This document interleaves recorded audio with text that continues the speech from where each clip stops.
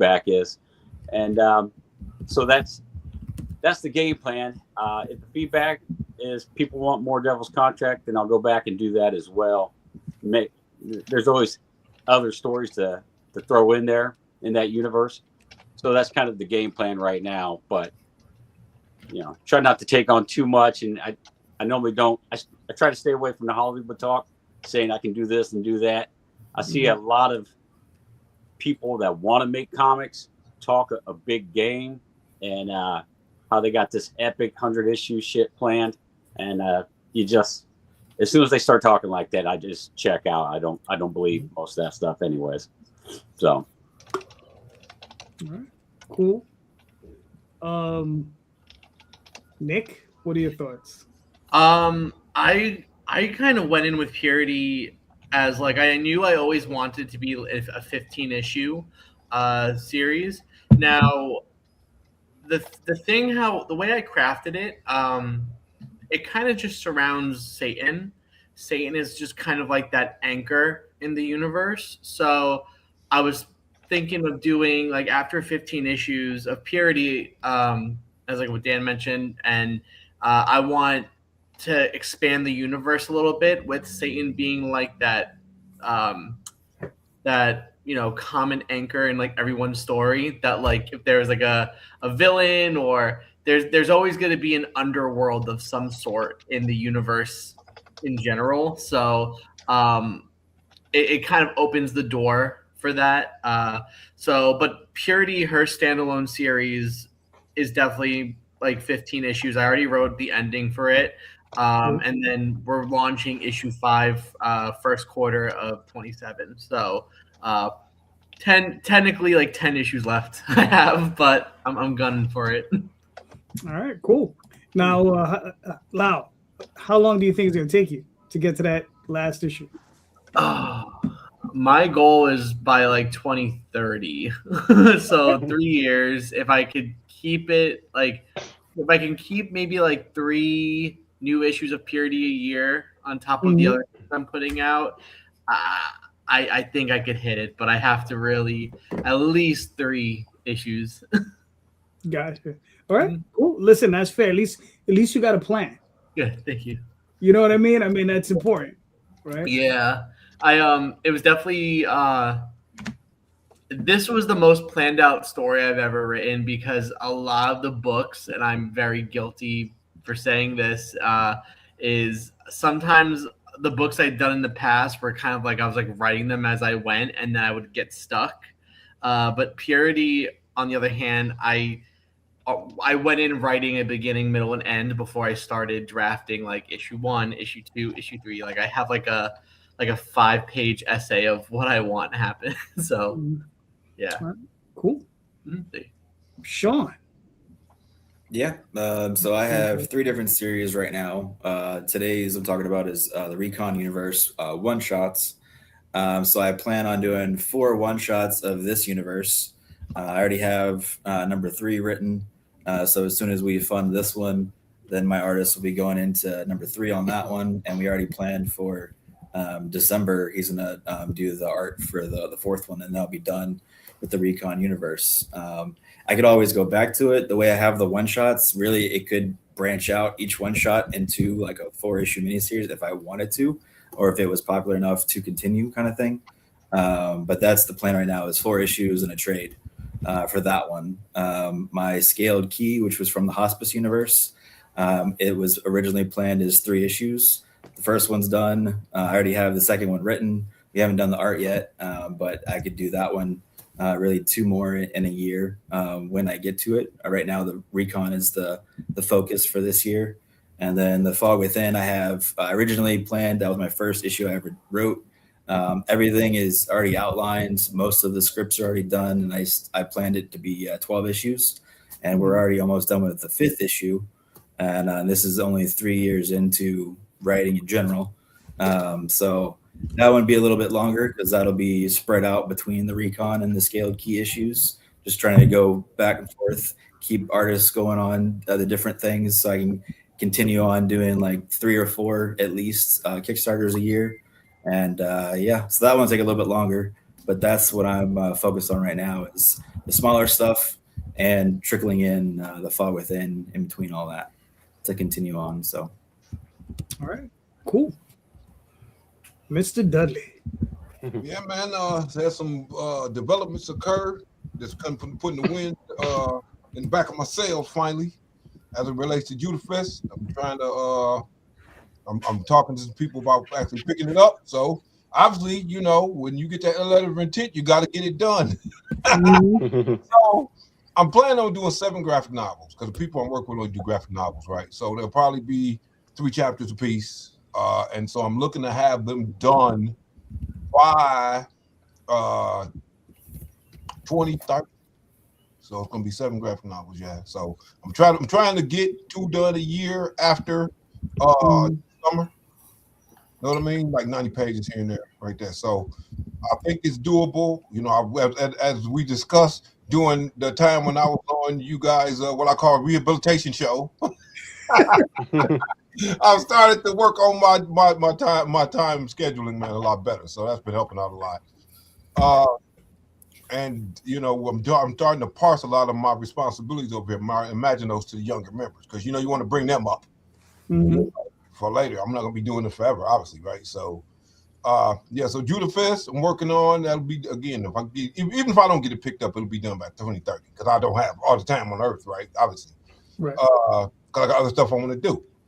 I got some characters that are going to be appearing in a book I'm shepherding called Venus Moon. Basically, it's it's what do you want to call it? It's Cosmic Marvel meets K-pop Demon Hunters. There's a lot of music involved. The person I'm doing it with, she's a singer, so she has a lot of music involved in the comic and stuff. That's really cool. And like I said, I got a character called Galaxy Goddess that I came up with a long time ago. That's going to be debuting in that comic, but my buddy Dave is going to be writing it when we do that comic. So I'm not even going to be drawing. I'm going to pay somebody else to draw that. So, yeah, that's about it. Yeah. Sounds like you got a full plate. Sounds good. Yeah, you know, that's just, hey, what they say, slow motion is no motion. No. True. Sherrod, what are your thoughts? With me, the series that I was working on, Darby, its series itself is completed. It was on Webtoon for the last 7 years or so, and currently when the process of doing Kickstarters for the volumes from the series. Right now we're doing the Kickstarter for volume 2 and 3. This being done through Kickstarter and Rocket Ship Entertainment. And the goal is to do the rest of the series, so we'll split up into like 5 seasons. Is to do the rest of the 4 seasons as a series of graphic novels. So, yeah, with luck, there'll be possibly like 2 or 3 per year, you know, over the next 4 or 5 years. Yeah. In the meantime, I'm working on a new series. Just started it recently. It's called Balls Deep. It's going to be on Webtoons and on Webtoon Canvas and Tapastic. So yeah, with that one, it's just like an ongoing rom-com. We'll see what happens with it. Cool. What was it called? Balls Deep. That's what I thought. I was wondering if I heard that wrong. I was just Yeah. Oh, Rosario knows what it's called. Oh yeah, it's all one word. Yeah, that's fine. Cool. Tom, what are your thoughts? So I have 3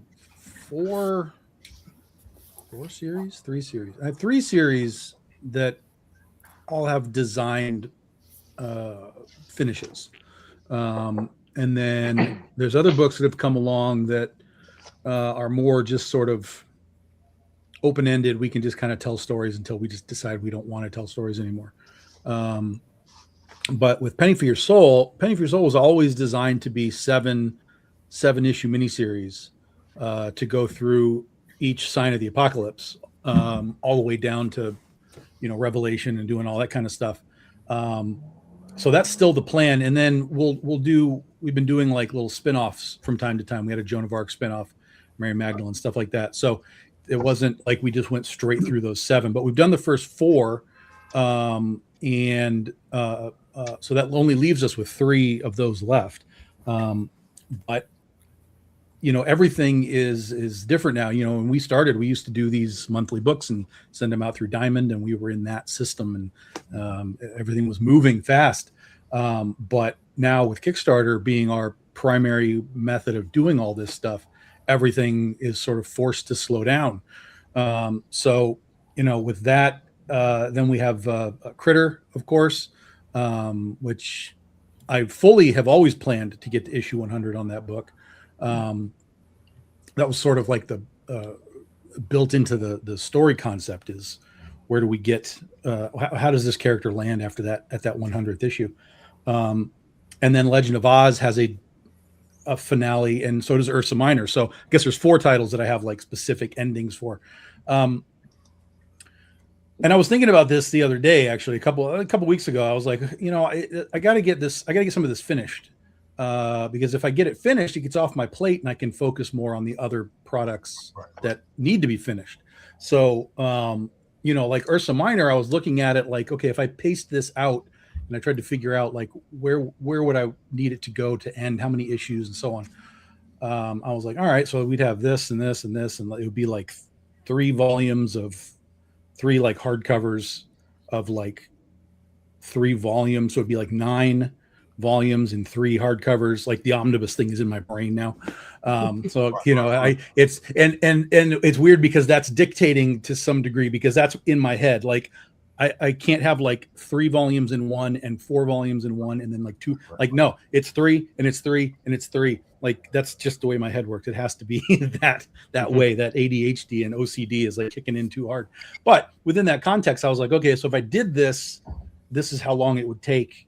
Currently, as how I do Kickstarter, but if I modified Kickstarters, like we've all kind of moved away from 4 weeks down to like 3 weeks.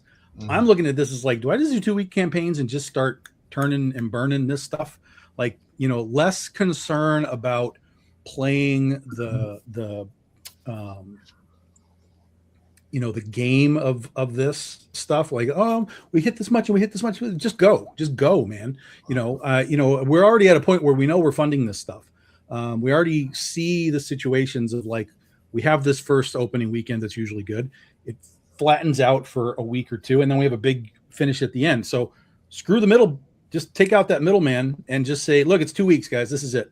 We start on a Sunday, we end on a Saturday. 2 weeks later, we're in, we're out, we're done. Move on to the next thing.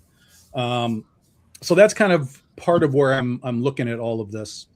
But then the other part of it is that I've been struggling with is just maintaining artists on these books. Mm-hmm. Just in the last couple of years, I have had so many guys flake on me.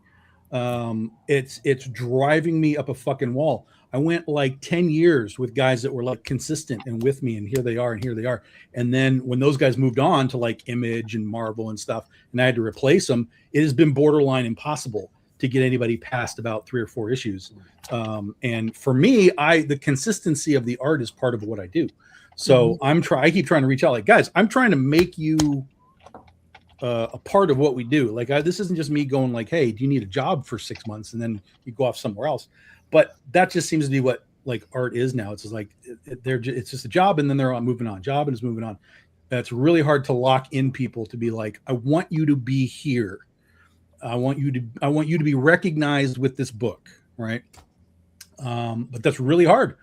Just in the past 6 months, I've had 3 artists drop out on me right before they were supposed to start doing the book, which made me scramble and have to go find somebody else, and it makes me late because those guys hosed me. So that's the part that I'm really struggling with, more so than anything else. But there are plans in place that, if I focus on this, we can knock it out in 3 or 4 years. And along the way, we do other things, and that time would get shorter and shorter and shorter. So, I kind of look at it as if I took the next 10 years, we could wrap up a couple of series and really have the others well underway if we can maintain artists, and if we modify the Kickstarter thing from playing game shows to just being like, we need to fund this, we need to put this out into the world, and just get content happening. Hey, Tom, quick question on those 3 artists. Were they full-time artists? Or were they part-time artists who had to work another job? Just curious. One is a full-time artist who was desperate for work, and I gave it to him. One was an artist who was a previous guy of mine who I reached out to, and I was like, come back. It's just that one was just a short-term project. I was like, look, this is just 10 pages. We'd love to have you come back and be part of what you've done before. And he was like, great. And then dropped out. And then third one wanted more money. He's like, well, I can do it, but I need like twice my page rate. I'm like, nope, that's not happening. So it's always something in the matrix that gums it up. And I always find somebody to pick up the spot, but that's not the way that I want to do it. I want to have a consistent, like, I want this guy to be, I tell people, I want this to be your book. I want people to pick up this book and go, oh, that's that guy. I know that art, and I know I'm familiar with it, and he's been doing it for a period of time, and you can watch him grow into the series and get better and better. Like, that's what I want to do. And I only have one artist who has still been with me from the very beginning, and that's JB Neto, who does Penny for Your Soul. He's still doing it with me now. But everyone else now, again, FICO ran like 20 issues, and he had to go do other stuff. Okay, that's fine. Allison Borges did like 20 issues again on Oz. Okay, I'm never going to keep everybody forever, but as soon as I had to start doing the replacement, it was like a whole different world of like where these artists exist, and it's been difficult. Wow. All right, cool. Jay, what are your thoughts? Yeah, so I have finished series. What's the plural on series? Is it serii? No bites. Thanks. Just Move on. Just move on. Move on. Rosario series.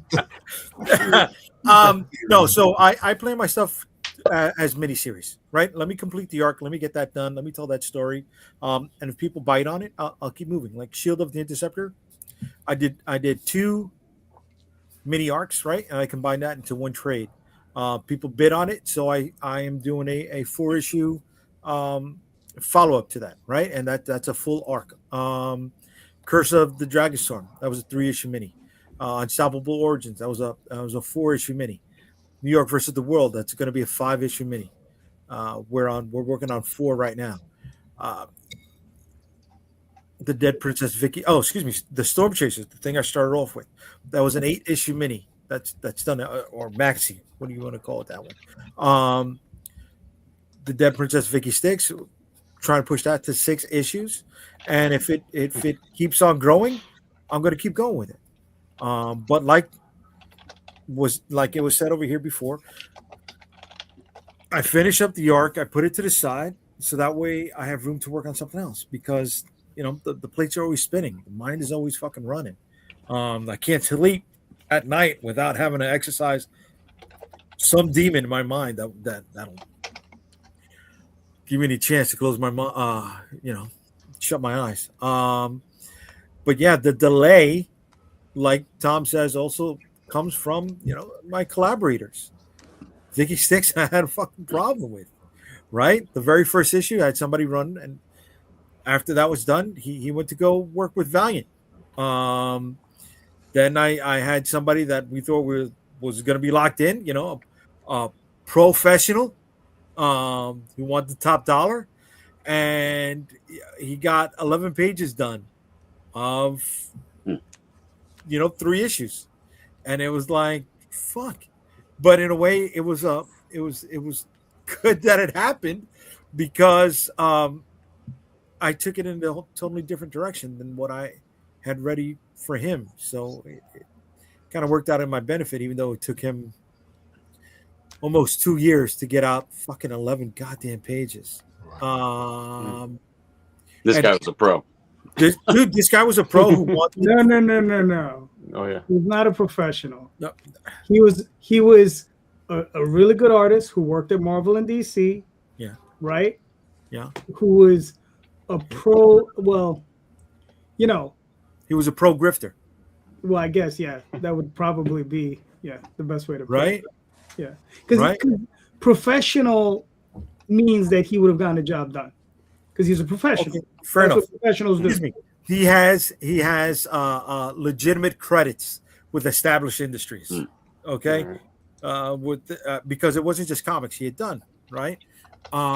He had done DVD covers and stuff that he was really psyched for. But yeah, man, that's frustrating. And when you got your money tied up in a project, that delays other projects, right? That you need to pay for. Yeah. Especially when they grab you on that top fucking dollar charge, right? And you think that's going to legitimize you as well.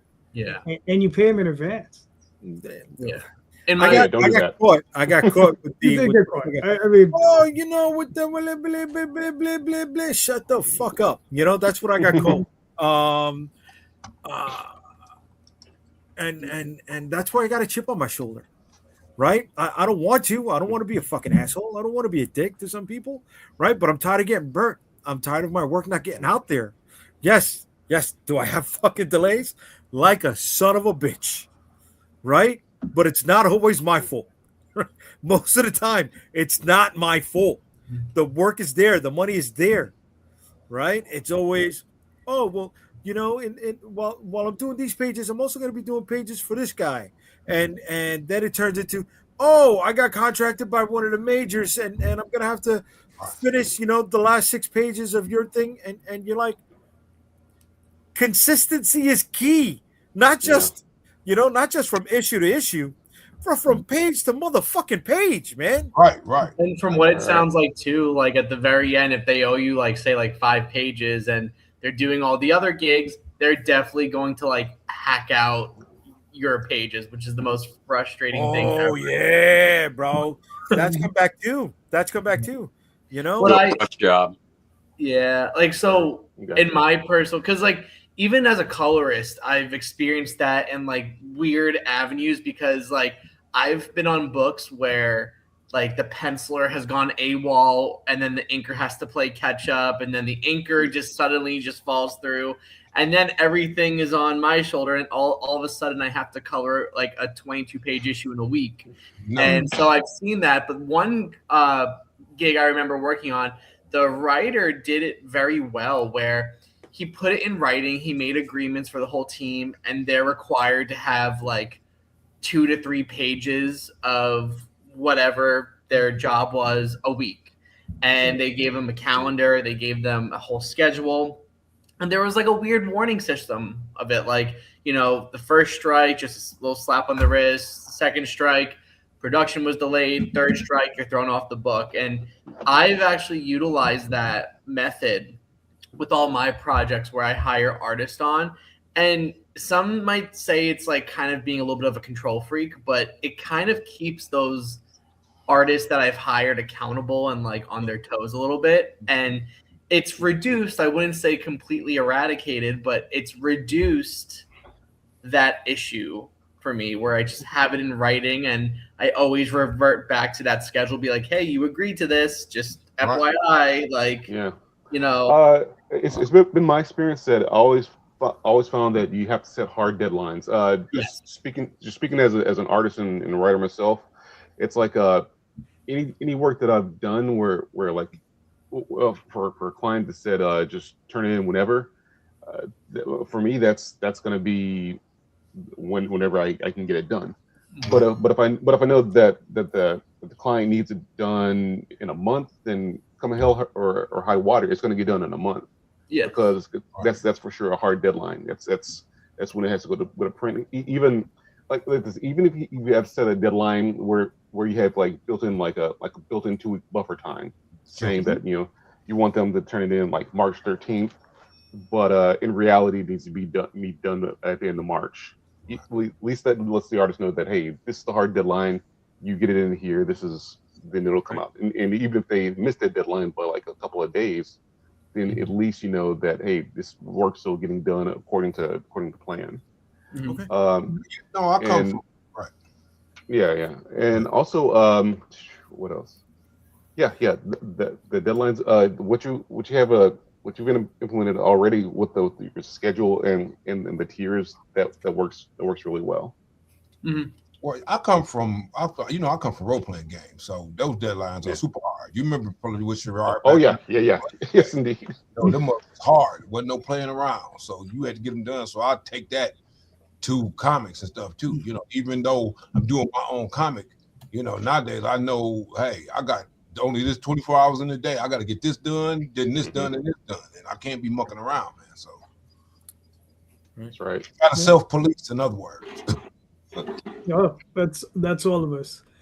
Jay, were you done? I'm done. I'm done. Okay, cool. To answer the question for myself, well, for the Oswald Chronicles, like I said, I finished writing the series, so that part of it is done. Now it's just a matter of just getting all the artwork done, which I'm working through. So I think I got 2 more stories that need to get finished by the current artist, and then we're gonna move on to the 3rd arc, and then that'll be the final arc. But there's 14 stories in that, and it's gonna be a lot of pages. But we're just gonna keep trucking on as we go. What is it? I think I got my 8th graphic novel coming in this week, and then I'll probably be launching the next one after that in a couple months. By the end of this, I have no idea. I'll probably have 30 of them by the time I'm done. But when are gonna be done? When? Oh, well, I would like to get it all done by 2030. Okay. I think that's definitely a date, either the 2030 or 2031, somewhere in that area. Because I gave myself a hard deadline of when I turned 55, I wanted to have all the stories done. I finished it when I was 54, actually. So I got that done in time. So I would like to get the entire series done by the time I'm 61, 62. So that's where I'm at. So we'll see. We'll see. There you go. We'll see what happens.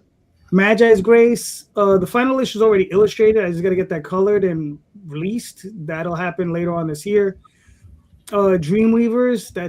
That one's a tough nut because I have my artist and I love him, but my man's a flake. Shit, man. I don't know. Like he's a good dude. Been out of the game for a minute. But I tried to set up something with him for like 1 week. 1 page a week. Give me 1 page a week. It says we can do 2 issues a year. 1 page a week. It's just not there. Right. We'll see what happens. 1 complete page, pencils, Yeah. inks, and colors. No, just pen and ink. Just pen and ink. Mm. Yeah, just pen and ink, and just give me that. And it's by this point I should have had the 4th issue done and probably been halfway through the 2nd issue, but Yeah. I've seen the layouts. They look good. So and mind you, this is somebody I've known for 35 years. Right. So that's You know what I mean? So it's just like, I'm gonna I think have he's to playing that friend card. No, because maybe Well, you know him intimately. How he doing, Right. what he does. Yeah, I get you. Exactly. I mean, this is the person I did Tenchi with. I did La Bluga with. This is Matt Lunsford. I mean, we've been up and down the roads. He's gotten me work. I've gotten him work. Right. So I mean, it's difficult for me to just kick him in the dick. You know what I mean? It Well, is he got very my difficult. wife like to say he Don't got kick a him, just day punch him. job too, right? Well, he has a day job. He has a day job like everybody else. You know what I mean? Like, but I'm like Day job, 1 page a Rough week. man on you. Yeah. I was like 1 page a week, you should be able to swing. And even he agreed to that. So, and I'm paying him top dollar for it. Right, but again, man, for real, all joking aside, these day jobs are MF, buddy. Oh, I know. especially I work IT. It's like a babysitting job and a fireman job at the same time. Yeah. You know what I mean? Dealing with all that little craziness. You get home, you be like, damn, shit. Yeah. Computer, the last thing you want to look at. Pen and paper, you want Yeah. to look at. Right. I mean, I'm a manager for like 19 different You people. know. And like, so it's like, you're constantly babysitting. That's all it is. But it is what it is. Tall Tales. So Daphne has to finish the last 2 issues to the current arc. Once that's done, I will begin writing the last arc. Because I told her I'm not writing it till you're done with the 2nd arc. Man, you over putting the Daphne on blast, man. She gonna keep I'm glad. Yeah. She's probably Keep she on what, man? knows it. He knows where you Sleeping on live. the couch tonight. It's okay. No, he's sleeping under the couch tonight, Jack. Right, probably. I probably have to sleep in the basement. But You know, I mean, she knows the deal. I mean, and the thing is, she's working on her own series, and I was like, all right, finish your series. You know, finish your series first, and then we'll move on with the other one. That's all. You know, it's simple. You know, that's it. But yeah. But yes, I have every intention of finishing this stuff. But like I said, I would like to get everything wrapped up and done by the time like 65, and then I'll start working on other things. You know, between here and there. So we'll see. All right. Actually, you know what? I didn't even work up a pithy anything, you know, because normally I do something. But you know, but what we got now is recon. Here we go. Hey. Sean, please walk us through it. Yep. So Recon the Wild One is my second one shot in this Recon universe. It's robots versus zombies protecting my daughter. And she's the last girl on Earth, and she has her stuffed bunny. So the whole idea that came from this was I was talking to another creator. He said I should be writing something else, and I wanted to write something emotionally tied to me. And so I wanted to write something for my daughter, showing that I'll protect her as the father, and my son, he's got this quirky attitude. So we kind of mixed me and him as the robot, Recon, which is you see there in the cover. And yeah, so the first one was my daughter at her age now, when she's 5, with her stuffed bunny. It's actually her bunny that she sleeps with every night. And then the second one is actually, she's grown up. It's 12 years later, and she's out there to protect Recon. She has to save him from something. I don't really explain it too much in the Kickstarter itself right now, but she is a strong leader. She's fearless, as you can see there, going after the squirrel and the robots at the same time. And yeah, so I just wanted to show her that that I'll protect her in the first one. Second one, she's there for me. She's going to protect me in the future, basically. And the third one is going to lead into the origin of this universe, how the zombies came to be, the robot versus zombie war. And then there's going to be a finale that's going to culminate all 3 one-shots into one big thing. So there's Easter eggs from each one that will culminate in the final issue. So it's a little different one-shot wise, but it's been a lot of fun. Dave Schwartz is my artist. He's amazing at what he does, super fast. He does all of the pencils, inks, and colors. And we finished this back in December, so it's even lettered and everything. The only thing we got to change on it is the zombies added to it. I have where you can become a zombie in the book. I think there's 2 out of the 4 already picked up so far. And once we have that, I'll go straight to printing, and then we'll go into the third issue. Basically, this one is funding the next issue. So once this is done, we'll go into that one, and then I'll go live with the third one, hopefully in September as well. So all right, cool. Yeah, man. I mean, it looks, you know, it looks great. I mean, it's fantastic.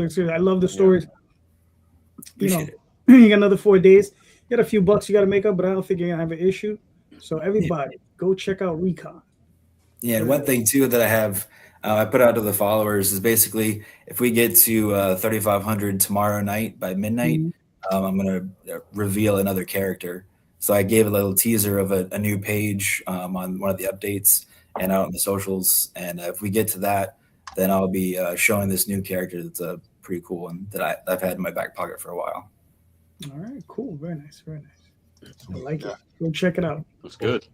Thank you. All right. Judah Fist. Mark, talk to me. Yeah. So Judah Fist is my webcomic. Right now, it follows Amaru Jones, who's used to being a weapon for other people. He wakes up in the future, finds out he has relatives left in the form of 3 young nieces and nephews. And so he has to get them out of the social services system. So he wants to do one last job. To do that, job goes awry, and he ends up owning a bounty hunter group, which he ends up joining in the first chapter. Yeah.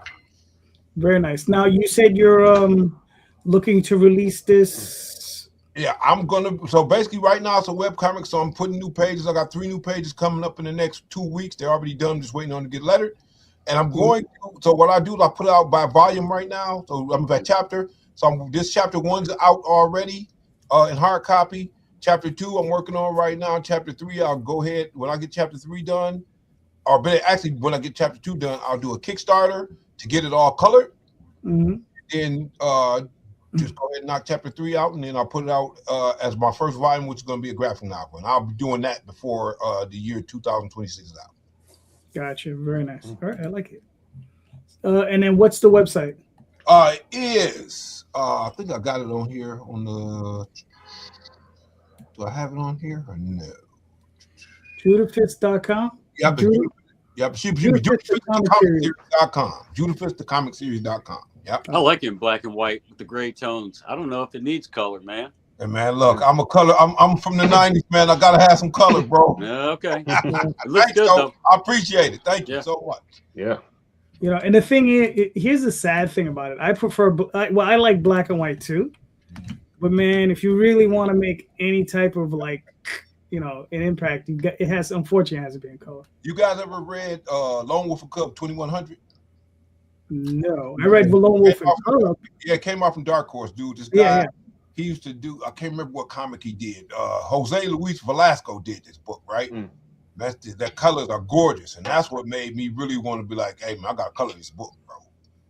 Gotcha. So if you guys get a chance, go look at Lone Wolf and Cub 2100.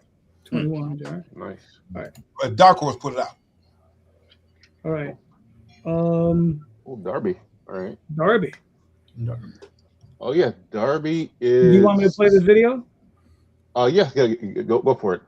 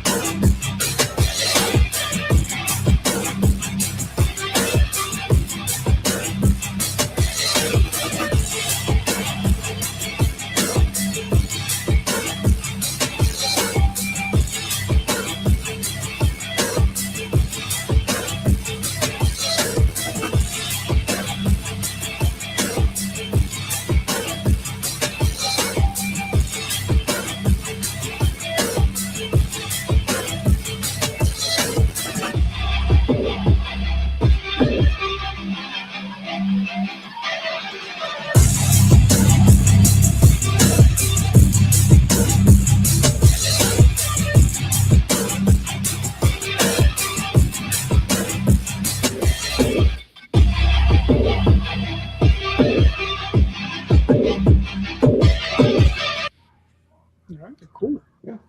And All right, that's how we do it. Walk us through it. What are we looking at? Darby, it's my series. It's a dinosaur action series. The gist of it is a story about a baby T-Rex named Darby and his family and how they survived the savage land. It's got a lot of action, you know, a lot of foul language in it. It's really fun and everything, but you know, that's just the surface. The underlying themes of the series are family, identity, trauma, and how they define you. And we're doing this Kickstarter here, as I mentioned before. We're doing the volumes 2 and 3. With that on top of volume 1 that completes the first season of Darby. There's 5 seasons in total, and the Kickstarter right now it's got like about 3 days left in it. And of course after the Kickstarter's done, if you want to order the first volume, you can find the link through my Instagram bio, and also on the Rocketship Entertainment's page, and you can get the volume, and also reserve your copies, reserve your volumes 2 and 3 through the Kickstarter. All right, cool. Now, how long have you been working on the series? Series, let me see. It got started around like 2016 or 2017. So it was running for like 7.5 years over the course of that time, and that's 5 seasons. And of course, like it was running on Webtoon, is a Webtoon Originals, and each season is roughly 36 episodes a piece, give or take. And so that's in like I was doing the math on it. Like in total, that'll probably be around like 15 or 16 volumes total when all said and done. Okay, cool. Yes, Now, so a lot of material there.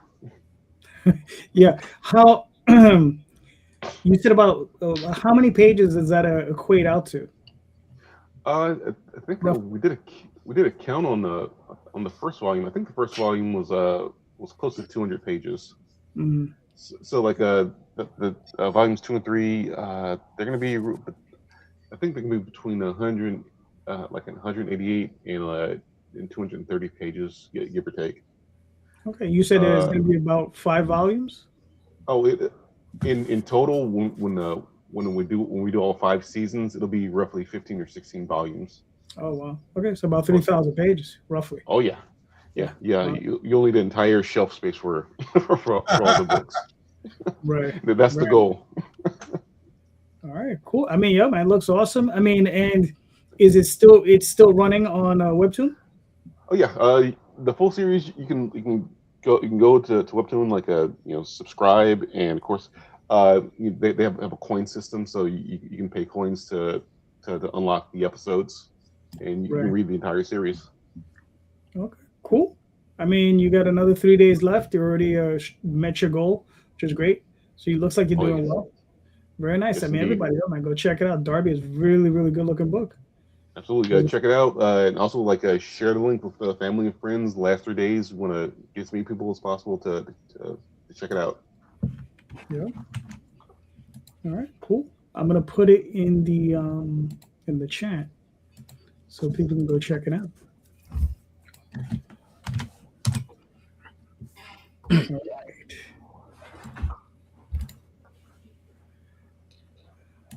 All right. Now we have Purity. Even though I was hearing a lot about the devil, but go ahead. Nick, Yeah. what are you looking at? So I pretty much came to terms by issue 4 that Purity is if Adam Sandler's movie Little Nicky was spoofed into like an Evangeline story, and yeah, like so basically she escapes hell to seek redemption in her own afterlife, and she lands in futuristic Salem, and she freezes the gates of hell in the process, so no new souls can come in. So Satan's not happy about that. So she sends 2 of her best bounty hunters up to retrieve Purity. And in this issue, they fight it's a very action-packed issue. Lots of blood, lots of violence, lots of money shots, lots of character growth. But pretty much we start off in issue 1 with this like poor defenseless Puritan woman, and now she's this super powered heroic Hellion, as I like to call her, and as what the issue's called. But yeah, we're 4 issues in. We have a lot of cover options, a lot of returning cover artists like Courtney Rose. We have a lot of new artists like Marissa Pope, and there's also the first ever spicy cover as well. Surprisingly, with this kind of book, I held off on doing spicy covers, but I kind of gave in this issue, but people seem to really like it. We have Bill McKay, Mariano Benitez Chapo. I always have to have a Satan cover in all of my cover runs because people love Satan and people love Purity Universe Satan. It's just crimson-haired, like goddess-looking character. There's lots of catch-up tiers. All the covers, and then there's also virgin variants that will be offered as add-ons. And then also physical copies of issues 1 through 4, 1, 2, and 3 are also offered as well as add-ons. And then we also are bringing back the commission tiers. So anyone looking for a cover artist, anyone looking for just a private commission, you could add that to your order. And that's real cool. yeah, so it's a great way for me to engage with other creatives if someone's looking for cover art or a bonus illustration, and it also helps support my book as well. And then the mix and match tiers, they're always a fan favorite. And then I offer 2 separate cover run tiers, so you can get the full cover run that includes the Safe for Work. But if you're not a fan of the not Safe for Work cover, you could just stick with that one, or you can just get the full, and it has all the covers available. with the digital with the commission tiers, I offer digital and traditional because some people might just want it just sent to them. The next tier is traditional, and that just covers shipping costs.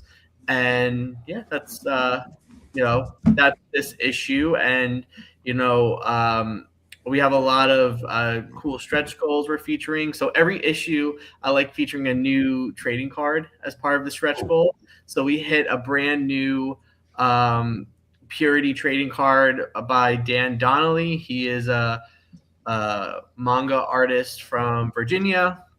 He has a book called Death Trap. And then we have the Chibi stickers. That's always a fun stretch goal. Fans seem to like that. So we're offering 2 new Chibi stickers, one of Purity from issue 4 and one of Iris, which is Satan's love interest that were introduced in issue 2. We get our digital print now printed for the 3rd. And the last 2 are just Skymane Studios bookmarks. And also, you get to be mentioned in our thank you page. So, a lot of digital add-ons as well. And then I like to do an indie special. I always love supporting indies on my campaign. And so this one is a crossover between Todd Rayner of Dark Space Studios with his book Ice Pick and Annabelle. So backers of who add this to their order will receive this digital print by Todd, which features Purity and his character, Annabelle and Ice Pick, and then also Ice Pick issue 1 digital PDF as well. And then you could also collect issues 1 through 3's trading cards. So we have all by Justin Hunt, and then the last one by Archie Comics artist Fernando Ruiz. All right, cool. Thank you. So you said 15 issues? Yes. Is your goal? All right. Yeah. Very nice. All right, Yeah. cool. Thank you. Listen, man, just keep doing what you're doing. Thank you. I think you're doing very well for yourself. Thank you. Yeah, no, it's this has been a story I've been like brewing for like 15 years, and it's I'm gunning for it. I pinch myself every day to make sure that it's real, because I'm like, wow, we're already at issue 4. But it's been a really fun book so far. All right, cool, very nice. So you got another 6 days. You already met your goal. You're doing well. Very nice, very nice. Everybody, go pick up some Purity. Thank you. Big campaign. You got a lot to offer there. Thank you. Yeah, no. You have a lot of fun though, too, man. That's what I like about the whole thing. Yeah, the way I brand Purity as a whole, I'm just like, it's my love letter to 90s comics. I've been a huge just 90s fan. And I just love the stories of that era, and I love just bringing that to the next era of readers. And I'm just, like I said, I'm just having so much fun with it. And just like my team, I'm fortunately, knock on wood, have been pretty like smooth sailing. And then it's awesome seeing, even with the cover artists, I always love seeing artist interpretation of my characters. That's just kind of I get like giddy just thinking of that. But it's it's really cool where we're at so far with it, and there's just so much more I have in store with the character. All right, cool, very nice. Thank you. Now we got Frank Gun Monster Soldier. Yeah. Dan, you want me to play this video? Yeah, go ahead and play it. I'm not the best at making trailers, but tell us a little bit about it. I like how you started it though.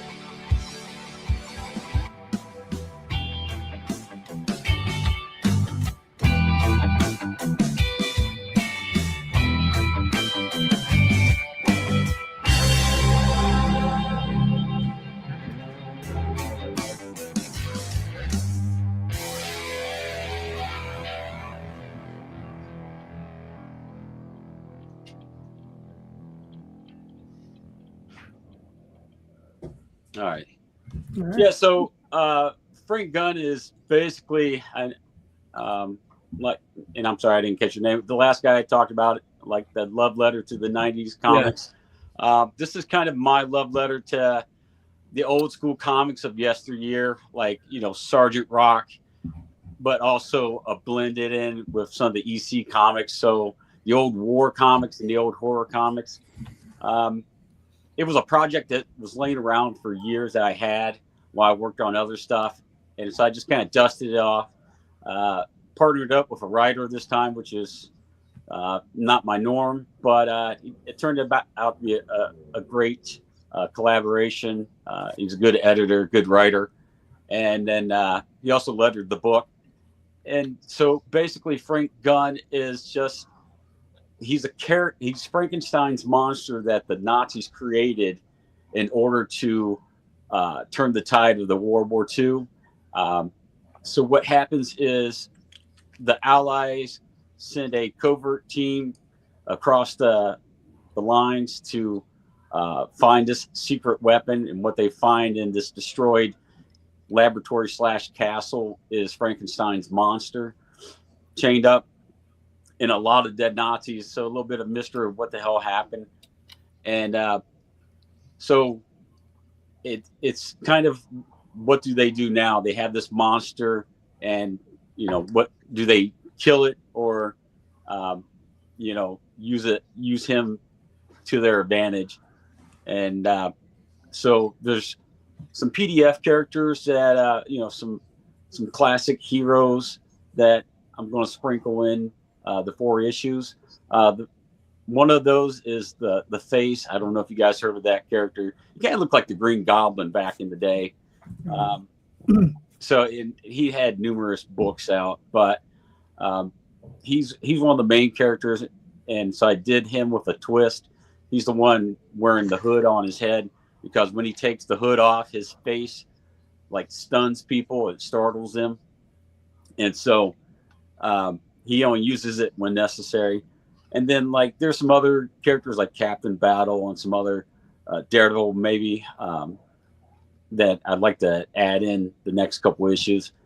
And but yeah, so it's Frankenstein's monster that ends up helping the Allies in World War II. But there's also another Nazi super soldier.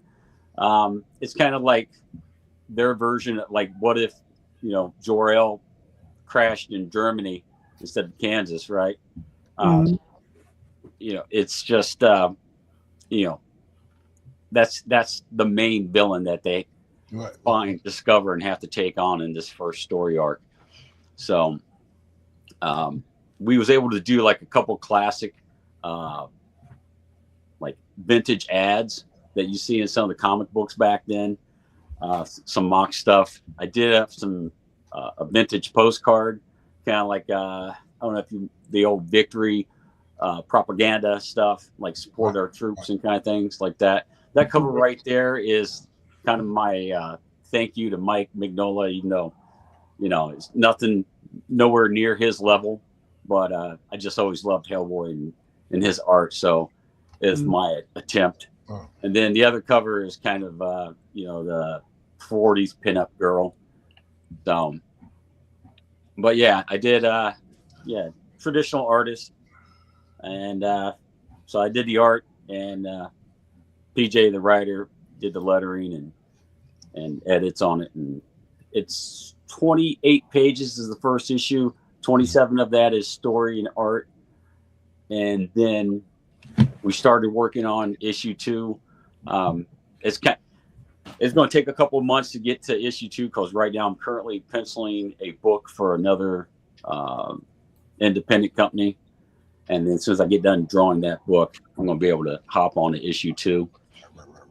So, but yeah, just want to have some fun with it and, see what people think. So, and if there's a chance it gets, a lot of likes and, people wanting more of it, we can always do another mini series. So, and there's some digital tiers. One of them is, I think for $12 you get the PDF of Frank Gunn, and then also a couple of digital copies of my other books, The Devil's Contract. And then I did a Cupid book last year called Mr. Love, about Cupid who's bad at his job. And so, like I said, you can scoop up some of those other digital copies. And then also sketch cards. I did up a bunch of sketch cards for that tier. I got a big monstrous, big ass metal bookmark of the Face character that's in the book as well. So there's a couple of things, you know. I don't offer as much outside of the book itself, just because it's, you know, I'm so busy doing the art that and trying to get it printed and everything, just so much work on my plate that, you know, I don't get around to offering a bunch of extra stuff. But yeah, I mean, it is hard, especially when you're doing as much work as you're doing. yeah, I mean, it looks really good. There's Thanks. only one, since you're an artist, there's only one reward tier I would ever suggest to you that as an artist you should put in. And I think because I've seen other people do it, and that's where you draw people into the book.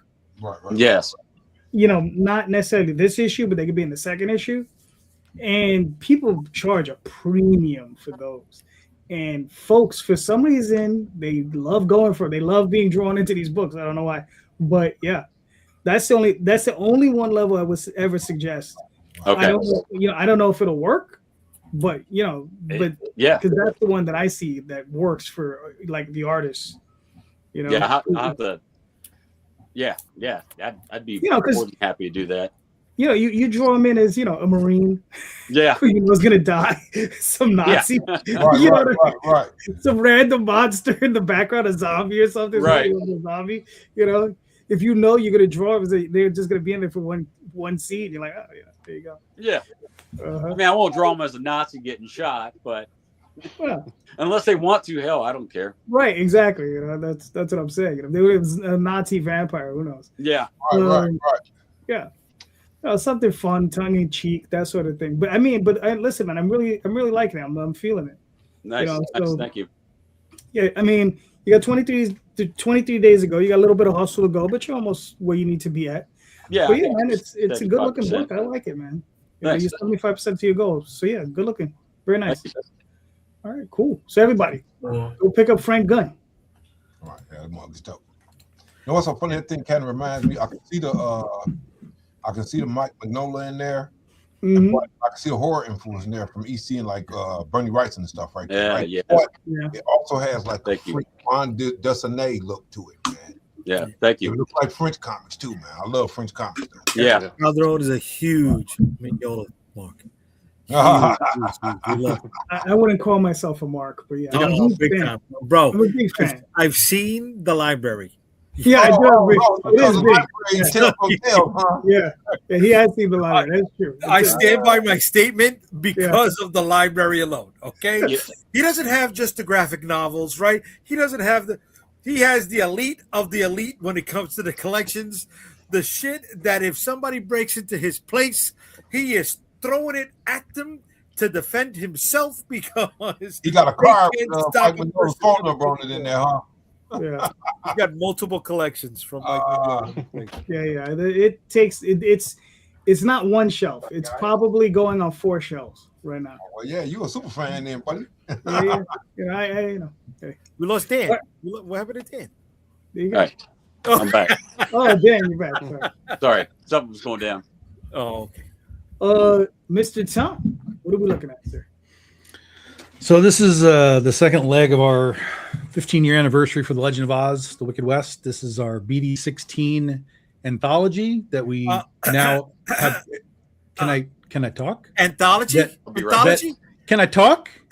That we have modified to be called the Ozthology this year because the whole book is Oz, as opposed to the previous anthologies being different titles for us. So there's 3 different stories in here, tons of different characters, including this first one, Overman Anu and the Invisible Bears of Vo.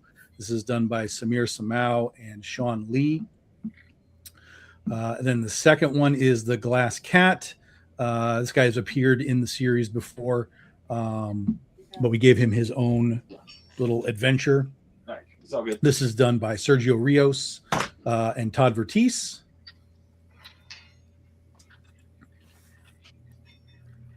And then the Silver Princess of Oz is a new character, new situation. We're introducing her. We're introducing really the north portion of Oz, which is Gillikin Land, and we'll also be introducing for the first time the final of the 4 Peacekeepers of Oz. The Diamond Peacekeeper will make her first appearance in this story as well.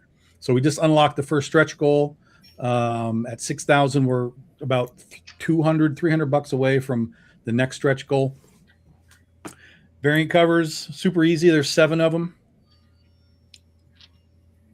Jason Hare doing the Overman Anew covers. Glass Cat by Asher B. Nia Rufino on the Princess of Oz. And then a couple other characters. We have, of course, we have to have our obligatory Dorothy Gale with the Flying Monkeys. That is Izaneto Adamar. And then Pablo Verdugo Munoz with the Wits of the West. And Karu is another one of our new artists that we found with the Scarecrow. That's it. Those are the new covers. Now, for the first time, we're doing something that we have right there, which is the box set. So what you're getting is all 7 of the basic variant covers, and it's going to come with one of those magnetic portfolio boxes with a piece of art on it that is exclusive to the box. So that's that Narcelio Sousa piece. That's not a cover. That's not an art print. That'll only be part of that portfolio box. And then if you're new to the book, we've got all kinds of ways to catch up on it. We've got the omnibus. We've got backup issues, the other trades, just anything you need to catch up on the series in whatever way you need to do it. TikTok miniseries. And if you just want to dive into the whole thing, we have all of it as a physical lot, or you can get it all digitally as well. And we have our mystery boxes that we do. We only make 50 of those. And then there's specialties. We have holofoils and metals, and the Nia Rufino is a jeweled metal, so it's got little actual jewels put onto it. Right. That one there. So those will be cool. Those are all the foils and metals and stuff are all printed to order. And then we have the Big Dog Ink universe. So if you want to get in on other things that we do, these are all add-ons for the Critterverse and for Antoinette and Scheherazade and a good portion of the other stuff that we do. So very, very easy. Looks great. Yeah. So is your Ozthology going to be an annual thing or something you to do every few years? Well, the BD anthology is an annual thing. So we started when we were 13 years. There's the 3 of them right there, the previous 3. So we've done them now this is our 4th year in a row. But because we were going to celebrate Oz all year long, we turned BD 16 into just Ozthology.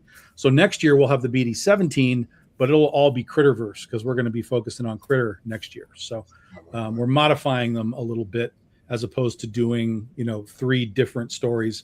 We're going to use these as expansions for these series.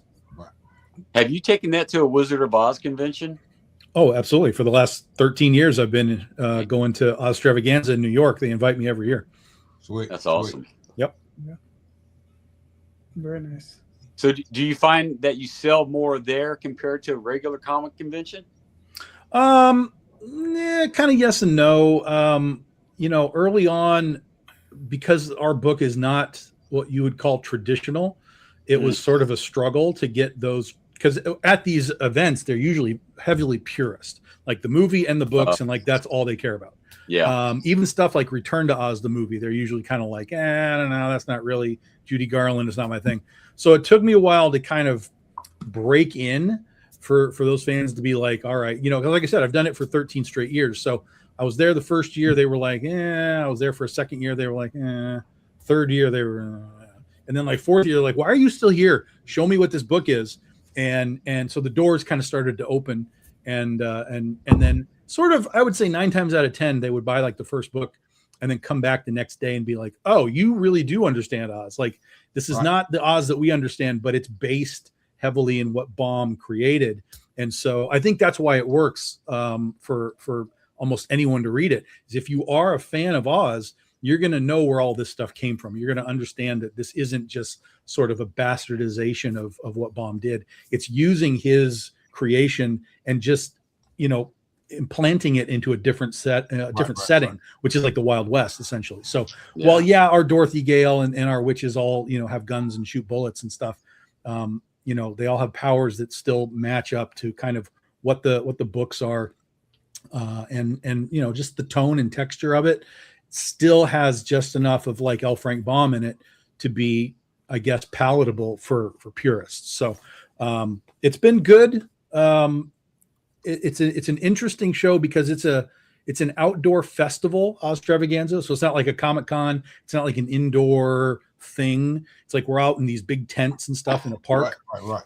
And then they put us in a parade every year. So I've been in a parade for freaking years.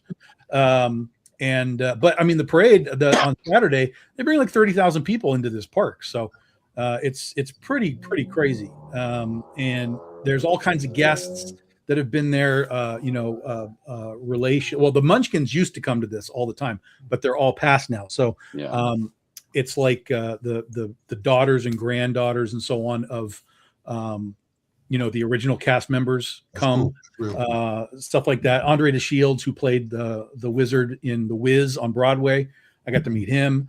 So yeah, it's a really cool, unique event, and they invite me every year. So I'm perfectly happy to keep showing up and doing my stuff. And we just got a backer. We're up to 100 backers right now. Sweet. Super sweet. Right. Very nice. Boom. Everybody, jump in. Go check out some Oz. Yeah. Very nice. Tom, awesome as always. You know this. All right, Jay, you're up. With Question. yeah. All right. Based on earlier, some of you guys started to touch on it. When you're working with somebody, how do you maintain the relationship? What do you do to, if you have to, incentivize your collaborator to continue to either A, finish the project, or B, continue the project with subsequent issues? Nick, you're up. Well, first and foremost, like when it comes to like when I hire a new talent, I always try and like when it comes to payment, I want to see like what they want. I offer, up front, half up front, or if they want a payment plan, or if there's a set schedule, I kind of keep a consistent streamline of payment.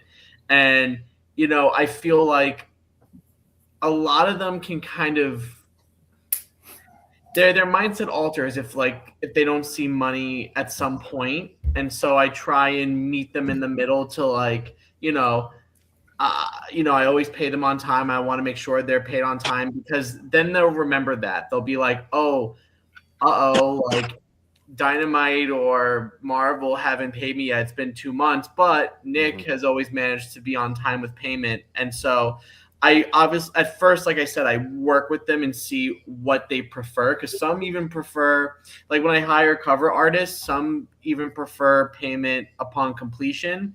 But I open that door for them where I'm like, I'm willing to work with you if you want to get paid earlier, whatever. But I just like knowing that they'll get paid, I think keeps them around. And then when you build that friendship with them, I think for me at least, I will still remain to set certain boundaries, because say if artist X started slacking after 5 issues and, I've addressed it with them and stuff, I constantly remind them. I keep like a paper trail of like messages and everything, but I remind them that if I throw you off this book, it's nothing like personal. It's just strictly business. And I think for the most part, in my experience, that seemed to always work. That never was an issue. They're not like, putting up the middle fingers and be like, yeah, F you, man, or whatever. Like I always strictly keep that boundary of it's solely business. It's nothing against them as a person, as an artist. It's just didn't work out. So those boundaries I feel help. Right. All right, cool. Sean, what are your thoughts? Yeah, so The Fog Within, that series, all 5 issues so far has been the same artist. So that was my first artist I ever met or talked with, anyways, from Facebook, and I've been very lucky that it's gone this route because I wanted to have consistency throughout the series, and I know that with him, he'll do basically get paid every page that he finishes. He gets paid for that page, and then moves on to the next one. I'm completely fine with that. So we try to do 3 pages a week. It doesn't always work out because he's doing other books at the same time because he is full time. But I know it'll be in that realm anyways. And I always have my Kickstarters, out a ways for that book anyways. So at least 4 months or so. I make sure I have that buffer so that by the time I'm going live, it's almost done if it's not already done. Because I got the colorist doing about 4 pages behind him every time he has 4 pages set up. So that's how I keep that one going. And I've been lucky so far. He's almost finished issue 5 now. So we started in January, that kind of thing. With Dave, with Recon, he's just super fast. It's crazy. He does cost more, but his art, I cannot deny. I've loved his stuff before I started working with him. And I knew what I was getting myself into price wise, but it's totally worth it. And he goes from start to finish, layouts and everything. When he gets the script, he's done in a month with pencils, inks, and colors. Damn. And it's insane. I can't afford it as fast as he is because I can't get the Kickstarters going that fast. But yeah, he started the week after Thanksgiving for this issue, and he was done before the end of the year. And he was apologizing that he was too slow. I was like, that's not slow. So so I've been really lucky with that one, and he's on board for the other 2 as well. It's just a matter of getting my money in place, and then he already has me scheduled for the other 2. So that one's pretty easy. The Scaled Key is my other book, and that one he was super fast at first. He had a little pay scheduling difference, like how he wanted to do it compared to the other 2 artists, and it did drag on. But I also didn't go live with the Kickstarter. I thought he would be done in July because he started in June and he was just as fast as Dave. But he actually didn't finish the pages until I was live with the Scaled Key. So I wanted to make sure that at least I'd be done by that time. I knew going in too that I'd have to put my date a little further than I wanted to just to be safe. So I'm not over promising. So I thought I'd be able to print it out and get it out to backers in December. So I had that up there first. And then when I got closer to the Kickstarter, I changed it to January, and we got it out in January, and you're good to go. So I've been very lucky with the 3 artists that I've worked with and colorists.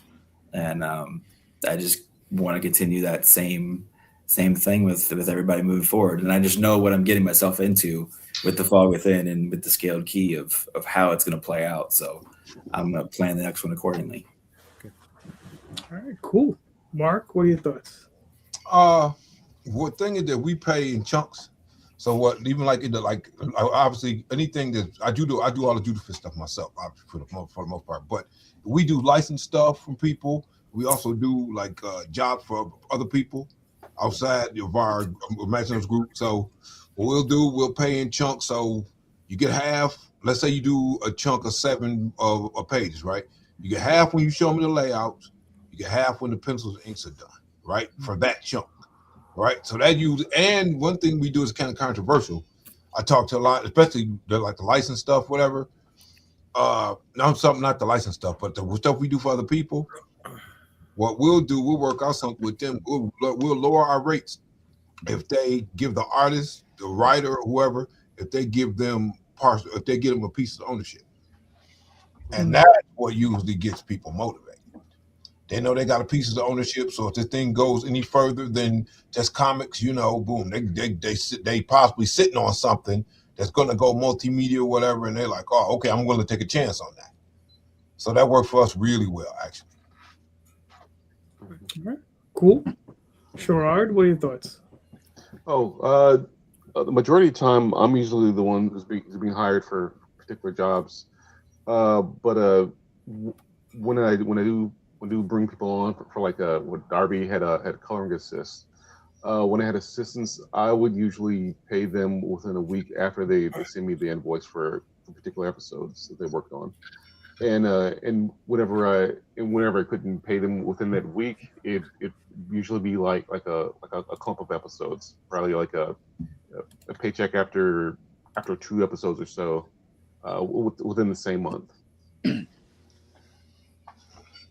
All right, cool. Dan, what are your thoughts? Yeah, so I'm coming from a different angle as an artist, trying to collaborate with writers. So it worked out a couple times, but also there's writers who flake out, just like artists, right? Who never come up with anything, even when you're in the baby stages of working on a project.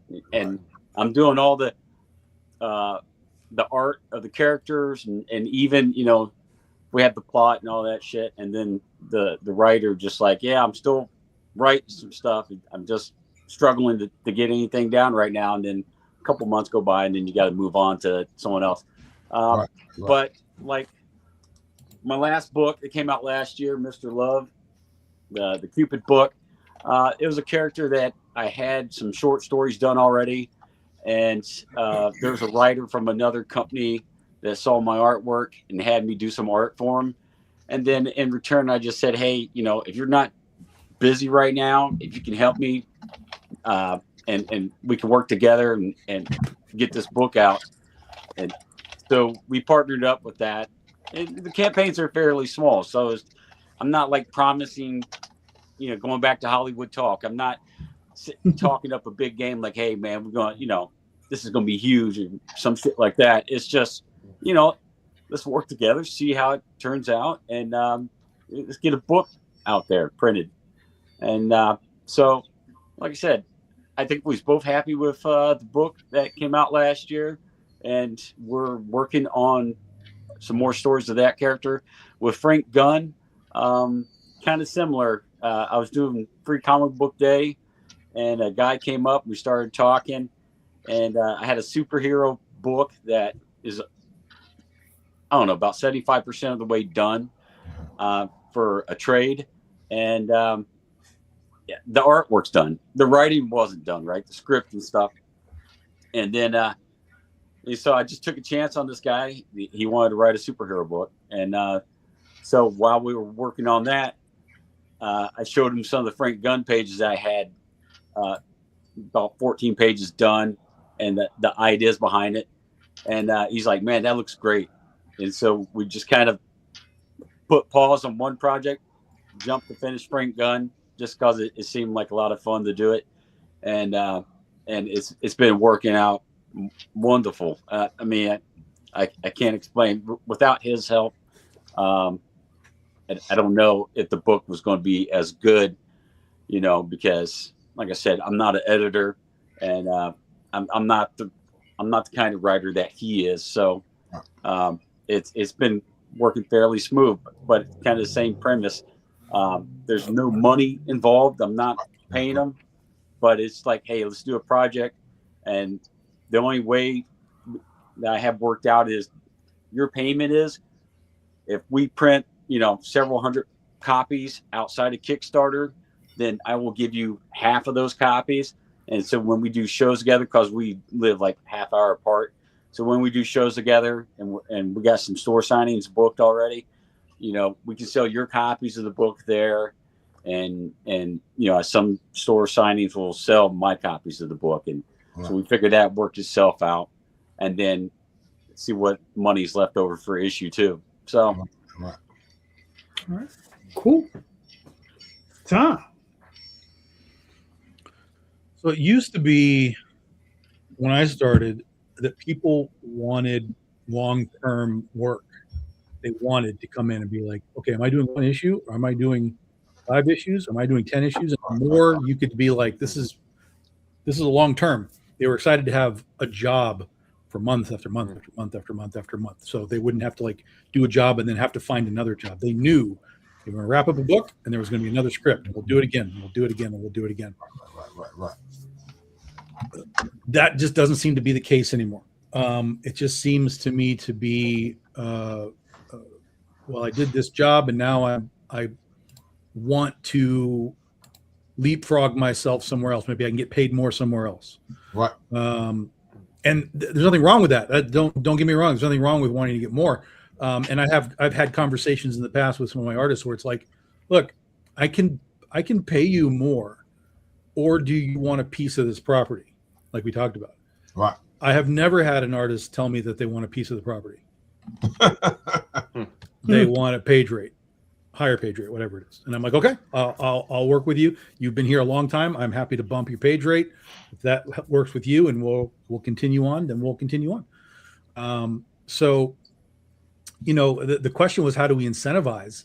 I think the basic is just pay them, like, make sure that you're paying them. That's sort of the obvious one. But if there were, I don't think it matters that if they're working for you and suddenly Marvel's like, hey, you want to draw a Daredevil, they're going to be like, see ya. And they're going to be gone. Like, I don't know that you can really lock in loyalty anymore without sort of that piece of the pie. Right. But if they choose not to take the piece of the pie, then, what am I supposed to do? And the other part of that is here's the reality. 99.9% of all comics or whatever are never going to see any media. They're never going to make it to Amazon or a movie. And so the piece of the pie is almost irrelevant because we know nothing's going to happen. It really takes something unique like a Invincible, where Cory Walker and Ryan Otley had a piece of Invincible along with Kirkman, and now it's a cartoon and now it's a big thing, and they're all making their money. But for every one of those, there's 1,000 that never see the light of day in media. So it's great to offer that piece, but the artists know, they're like, that's great, but I really just need to pay my rent right now. And so, you give them a higher page rate. But to me, it's like, hey, I'm willing to pay you that page rate to stay. Like, I'm paying you to stay here. I don't want you to come and do 4 issues and then be like, well, someone's now paying me $25 more a page somewhere else, and I'm going to go there. That's not the loyalty that I'm paying for. I'm willing to pay the page rate if you're staying here. And some people hang around for 6 months, a year. Some people hang around for a couple of issues and they bail out. I don't know how you incentivize in a general sense. Every artist is going to be a little different. They might all have their own little, like, well, this is where I'm coming from. This is what I need. And I think if you have the conversation of like, look, I want to put you on this book for long term. This isn't just 3 issues and we're gone. Like, I want you to do these, and then I want you to come back, and then I want you to come back. I think if you can have that discussion, I think then you're kind of feeding the ego properly. Like, I want you here. And that should hopefully take you at least for a little bit of an extended workload. And then obviously they got to like the book. Like, to them, if it's literally just like a job, like, I'm doing it, but I don't really like this book, you're kind of hosed. But when you find people that are like genuinely like, oh, I like doing this. This is a great book. This is a great script, story, whatever. That's the collaboration that you want to do. You want to find that Ryan Otley guy who's like, I don't want to just do it. I want to put into it. Like, I want to find a way, and I'm talking about artistically here, I want to find a way to really bring this script out, just extra effort, whether you're at cons or whatever. Those are the guys that you want to find, but they are minute in the totality of this world of finding artists. So it's kind of a crapshoot. And with all these publishers and all these in the retail space, and then all these publishers that are in the Kickstarter space, and all these guys are just jumbling around, and artists now can kind of jump, and just kind of find that page rate. Like, oh, I can get a little more here, I can get a little more here. Why wouldn't they? Why wouldn't they go try and get a little bit more? And one thing to worry about too is that a lot of these companies now, I feel like Marvel and DC always had something of that nature, but you got to worry now that if they leave to like go to another publisher, that the publisher gives them like a non-compete in their contract, which is like a new prominent thing with like, even with like, I know with certain editors too, like if an editor say works at like DC, I'm almost positive they have like a non-compete. They're not allowed to work on any other projects outside of, DC. So I worry about that even with mainstream publishers for their artists. So like they might, say if they hired your artist to work on Batman, they probably are not allowed to ever like really work on anything else unless their contract is over. So like that's another thing to like fear with these that jump too. See, and Seven's right here. I mean, it is rare to get these things, but I'm not even talking about 50 issues. I'm talking about like give me 10. Yeah. Give me 10 issues, and that's like a solid couple of trade paperbacks, some consistency in the art. Like I'd be happy if I could get 10 out of a guy. And I've gotten a couple people who have given me like 20 plus. So in the early days, I really got very lucky with the guys that I had. But now I'm in that mode where I'm like, I'm looking for somebody to give me 20 again. Like who's going to give me 20, and I'm going to take care of you to take care of this 20 issues for me. And that's sort of the hope. Where I look out though is I usually, I'm digging in the crate, so to speak. And so I'm usually finding artists that, because I'm an artist, I can identify people that are dope and they don't even know they're dope. So I'll be like, hey man, you kind of dope. And they're like, well man, I don't got no experience in this. So I train them, I teach them the ropes and all that. And so I make them better professionals. So they have an allegiance to me in their mind because I was the guy who helped them get where they get a lot of the time, right? And it's weird, man, because I mean, I had people been working for me for years. They doing Marvel stuff. They doing all this stuff, but they still like, man, Mark, man, I remember you gave me my first start and whatever, man, whatever you need, I got you. So I'm the very first guy, not the first guy I hired, because again, I had for Critter, I've told this story before. For Critter, I hired 7 artists, hired them. Hey, you're hired. I'm going to pay you. Hired them to do this book. All 7 of them flaked out before they ever drew a panel. Until I finally found Jose Luis, who was like, I'll do it. Great. He did a great like origin story issue for Critter. And then as soon as he was done with that, DC called. Right. And I was like, I can't tell him not to go. What's funny is he felt really bad. He was like, oh my God, I can't believe this happened. Like, this is a job I have to take. I'm like, I am not telling you to not go to DC. I appreciate what you did. You finished the book. You did a great job. And then over the years now, he's come back and he's like done covers for us and stuff. And he always is like, I really feel bad. And I'm like, dude, don't. That's over. Just give me a cover every now and then, and we're square. That's relationship though. That's yes. Everything everything dude is relationship based. Yes. Even money is cool, but relationships, man, are worth more than money. Yeah. As you deal with people in this industry, Yeah. True. DC and Marvel's pay rates still are not what they used to be. Oh yeah. No, but they're still higher than ours. Yeah, right. That's true. That is true. Plus, that's the other part of it is in some category, like, yeah, you might get more money at DC or Marvel, but also you're on a book that you can tell people. I drew Superman. I drew Wonder Woman. Like, so there's a clout element to, moving up the ranks as well. Because then you tell the conventions like, well, I was a Wonder Woman artist. I was a Spider-Man artist. That helps you in other ways too. So sometimes they'll jump ship for a clout chase type of thing, which again makes sense. I'm not saying don't do it. But if you're going to jump, at least talk to me first. Let me see if I can do something for you to maintain, our relationship. But it's even the thing though. I'm sorry, go ahead. I was going to say the thing about that is, it's the clout. You've done it. You've done the job, but you don't own it. No, but there's value in being able to say I'm a Wonder Woman artist. Yeah, because the general public will go, oh, you drew Wonder Woman? That's awesome. Yeah. Come to my con. And I'll give you a booth, that kind of stuff. But there's also value in being able to say that, hey, I'm the guy that invented like an image book or an image like 100%. Yeah. And like just me personally as an artist, I've always I've been doing my own thing for just so long that like I just see more value in just like creating something new, even though it has a smaller audience. That's a smaller dedicated fan base, and people know this body of work that I own.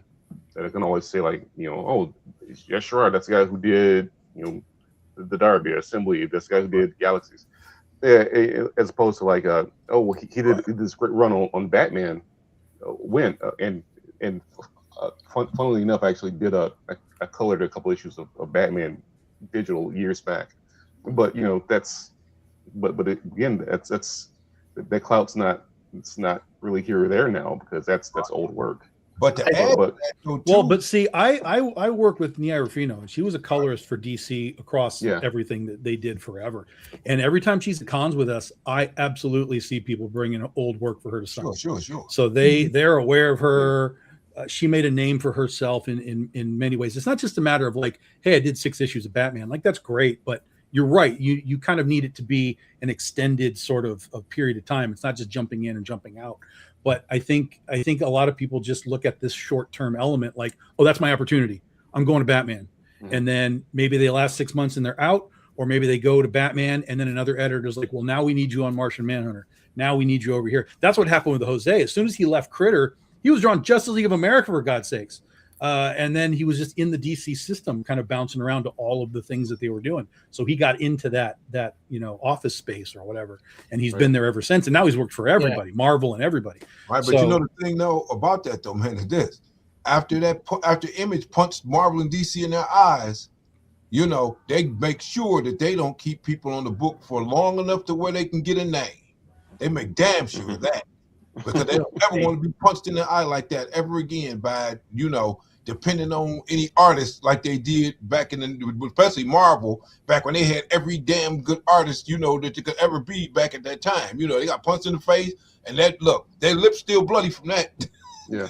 You know, at the end of the day, right? So they basically, they're not going to leave anybody on their book long enough to become a superstar. You know, forget that. That's why they promote writers more than they do artists now.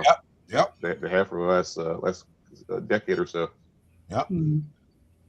Hey, Tom, in your situation where the artist went on to work for DC and Marvel, the book that he did for you, are you selling more of that because he's now made a bigger name for himself, or no?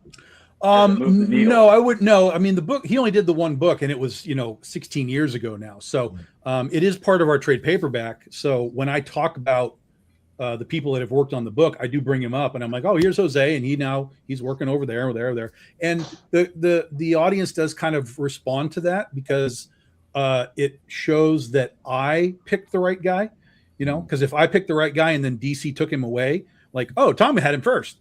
So it kind of gives me a little bit of clout as far as all the people that I've worked with, because a lot of them have gone on to work for the guy who did Oz and did 20 issues of Oz. He went over to DC after that. We had Natalie Sanders first doing covers, and now she's doing covers every month for KMC and doing all the kind of DC covers for them. We had Shannon Mayer. He did the first cover for us. Then he went out and did covers for everybody after that. So it's the one thing that I feel like I can pat myself on the back for, is I can spot the right guy and sort of put them in a position to be like, oh, Tom found another one. And then they can, take their journey wherever it goes. All right, cool. So Jay, it's just artist retention, right? Doesn't matter. A collaborator. Okay. I think one of the things that's always worked for me is consistency, right? Like with Jade Gonzalez, who I've done a couple thousand pages with for the Oswald Chronicles, is that, we have a 10-page system, right? So she does 10 pages, I pay her 10 pages, I pay her 10 pages, I pay her. And when she completes that 10 pages and I get that 10th page, it's not like I'm keeping her waiting like 30 days or a week. I mean, usually I'm paying her within, like, if I get that 10th page and I'm sitting at the computer, I'm usually going to PayPal and I'm paying her right at that moment. She's not waiting, very long. I think the longest I had to keep her waiting was a week, and that was because I was on vacation. Right. And I was like, look, I'll be back. I'll pay when I get back. She was like, fine. She didn't care. She was like, good. But yeah, I think that sort of thing is important to the artists that I work with. Right. Is that, because some of them will take on big jobs and they'll keep me waiting. Like I won't see a page from them for like a month, right? But then they'll come back and they'll be like, oh, then I just start seeing it every week again, because I know that's they've run through their other work, and I'm like, all right, boom. But I'm there to keep them going. Sure. You know what I mean? So I think consistency, and then also with the artists that I'm working with, as soon as because my projects, with the Oswald Chronicles specifically, it's already written, it's done. I'm like, here's the story, complete the story. Once they're done, it's on to covers, and then once the covers is done, all right, here's the next script. It's not even like there's not a lot of waiting. Like it's just like get this done. Let's move. Let's just keep moving. And I think that consistency is what keeps a lot of them around. Sure. Because that's what does that. That's what at least what it does for me. So that's what I think has worked for me. So Jay, answer your own question. I got nothing. I'm looking for answers. I mean, I'm shopping, baby. I need help. No, but I do remember, Marvel had this thing, and it was the bonus policy, right? Where if they did 3 or more issues, bonus policies would start to kick in. Right? They wanted that consistency, and one of the biggest things was that's why John Byrne left Captain America, right? He was something was going on, and the editor thought he was not going to be able to get let's just say the 6th issue out in time. So to cover his ass, he got a guest team to get on the book, and John Byrne fought it, and it didn't happen. The guest team ended up doing the book, and he said, fuck it, I'm off of the book, right? Because he knew that was going to kill his bonus. And he stopped from there. But that's just one story out of X, right? I'm just looking for ideas, guys. Right? I don't got. We do the bonus thing too, man. No doubt, we definitely do it. Especially Here's how you do it. You pay Marvel rates. You'll be fine. Yeah. Because then what's the difference? Hey, just draw my book. I'm paying you $300 a page. Don't worry about it. Right. When we dealing with people though, what'll happen, especially if we dealing with clients, we proxying for clients. Yeah. Buddy, look, they see them pages, they love them pages, they pay that bonus in a minute. Oh man, give her a little extra. Oh, this is amazing. I don't want them to leave, so I don't really have to worry about it because the client don't want them to leave. You know what I'm saying? So. Mm-hmm. Okay. What do you got, kid? My question's done. My answer's done. What's next? Tom, you got a quickie? So at the beginning of Laser Blast, when the ship lands, the show's over. Peace out. Yeah, exactly. I got no questions for you, man. I got no questions for you. You should know better by now. Oh God! All right, go into your Rolodex, give it a spin like the frickin' Price is Right. Yeah, I know. I really should. I should find us a 65-cent question. Yeah, I should just have a question last week though, man. That I was watching the show. Y'all asked this question, man. It's been on my mind a lot. So I'll let C2E2. That was the question you asked about what was indie and what's not indie. Mm-hmm. Right. So I'm at C2E2, man. Just it was on my mind. So I'm looking through all these people, man, and looking at all these different artists and what, right? And in my mind, I hate to say it, I'm tearing them. You know what I'm saying? Okay. Okay, this is super indie. This guy right here, he's indie. Yeah, this guy's done image work, but he's still out here grinding like us. You know. And so again, I want to approach that question again, but I want you guys to give me examples of tiers. Give me the tiers of indie. Can anybody give me the tiers of independent comics? Well, I mean, would you in this day and age, would you still consider Lady Death indie if it's amassing the audience that it amasses? Yeah. Well, but it's not that it has an audience; it's how the audience was built, and he's building it without angel investors. He's building it without a publisher. He's literally doing it himself. Coffin Comics. He's got a team, of course. He's built a team to do the things, but even that was built over time and that sort of thing. So I think he would be. You're asking about tiers. Something like Coffin Comics, something like Dan Mendoza. Those kind of guys are the top of the indie level. And then kind of from there, it's it kind of falls down a little bit. And then again, kind of the same thing we talked about before. guys like from Marvel or DC coming over into the indie space, like, you know, getting an Image book or whatever. So the question there is are they indie or are they still sort of under the angel investor sort of thing, because they're bringing this audience from Batman over into that. So are they or are they not? I don't know. I don't think it's the angel investor. I think is that they get the machine support behind them. Well, yeah, that's what I'm saying. Right? But that's their investment, is they have Right. that machine behind them. Yeah. And I'm going back to last week. I'm not taking away the creator-owned title. Right, from them. right. That's locked in, right? That's locked in. But it's like if you're not the one tying up your own fucking boots, bro, you're not indie. You're not basic level indie. You know. Well, I mean, the thing is just like let's say you get somebody like an Image, right?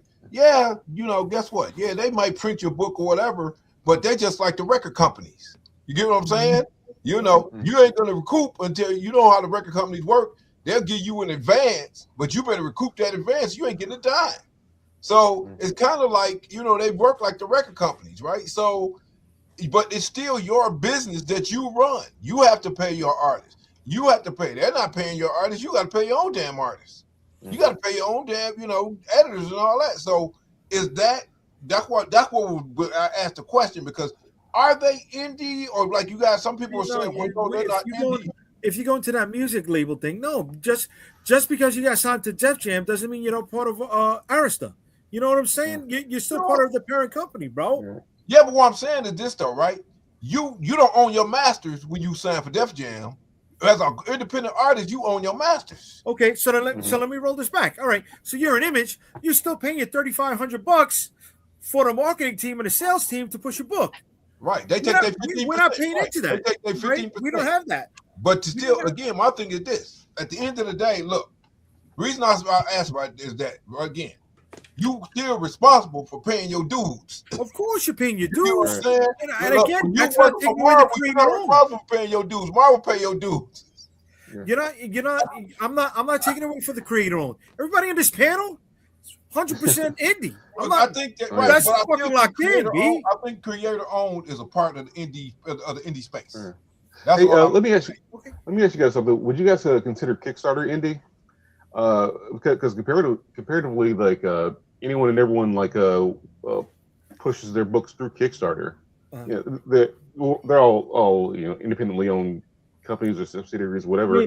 But they're using like Kickstarter as a comic space that comparatively, I mean, you can say it's bigger than Marvel, DC, and Image. Well, Kickstarter is not indie, but the people that use it are to a degree, but not everybody, because you know, Dynamite's coming into this space, Boom is coming into this space. So, but the if you were to just look in sort of the generalization of like, look, a guy made a comic book, yeah, that's an indie guy trying to make a comic book. And using the system, because Kickstarter has moved out of the idea of that it's purely for like an investment of money to make a thing. It's a sales channel now. Like people know it is a sales channel, and if you use it properly, you can grow an audience to do whatever you want to do in there. I mean, Polito did it to the point where he literally learned it so well that he built his own crowdfunding system and left Kickstarter to go do his own thing. So it's Kickstarter is an open door to do what you want to do and however you want to do it. And there are plenty of success stories that are not, you know, Boom and Dynamite within that space. So, you know, we got to look at that and say, like, what did that guy do that it did what it did? And sometimes it's because there's boobs, and sometimes it's because there's a name, some sort of name attached to it, and you know, whatever. And then we got to look at that and go, well, do I put boobs on my book? Like, does Calderon need to put some chick mice in his Oswald? Like, you know, we make those decisions as far as like what we see the market is doing and how we want to be affected by the market or not if we don't want to. It also depends on the artist or how you kicking stuff, because Stranger Comics, them guys doing Afrofuturism stuff, right? They just happen to hit that niche. They ain't got no boobs. Yeah. Oh yeah. There's all kinds of niches in there that if you can tap in, you can blow up. They got stuff coming on Cartoon Network. Indiana the Wolf Spider got stuff coming on Cartoon Network. But again, they hit that niche, whatever. So yeah, exactly. but that becomes one of the tiers that we're talking about, right? Have they gotten up there? Yeah. Are they upper echelon? Okay. Yeah. Right. You go from selling your books at the back of your trunk, right? From convention to convention. Wu-Tang in it. Yeah. Right. There's yes, there are steps on the ladder. There are, right? But when you're somebody like Boom, who, hey, they had a first look deal with Fox, right? When Ross Ritchie was still there. That's not indie anymore, man.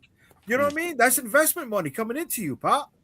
Yeah, but my thing again, man, I think that we blurring the comic space and the media space, though. We talk about comic space. Are they Indian? Well, but comic space. A place like Boom, though, really was licensing anyway. It was Planet of the Apes and Power Rangers, and exactly. I don't know how much they really had like indie stuff. Right? Yeah. It was all kind of under Boom's. Like, you're making this for us. Same with Dynamite too. Versus what Steppen is saying, where I made a thing that I own, even though it's published through Image, I own the thing. So that's sort of the first sort of indie qualifier is you made something that you own. Right. I concur. Yeah. Right. Like Jay. Look, so you take one of your books, you own that book. That's Jay stuff. I don't care where you take it. Jay still own the masters. Yeah.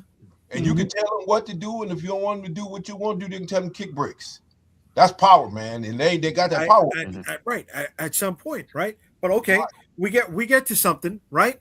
And whatever, I get that first look deal, or I get that option money. All right, am I still indie? Yeah, I moved up on the ladder. Right, exactly. Yeah, I'm not going to say no.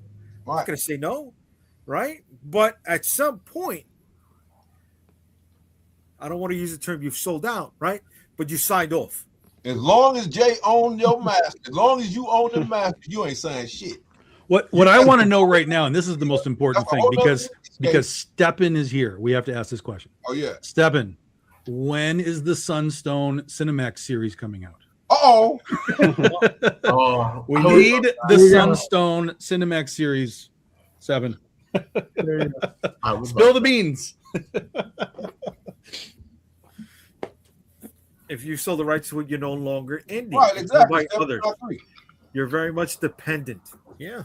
So, Steppen, when is the Sunstone series coming out? We need that Cinemax movie. Look, man, I was watching Steppen on the interview a couple of days ago. That was one of the most fun interviews I've seen in years. Nice.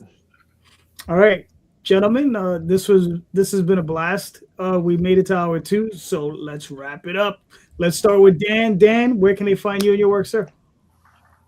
All right, you can find me now at mindgrindcomics.com or on Facebook at mindgrindcomics.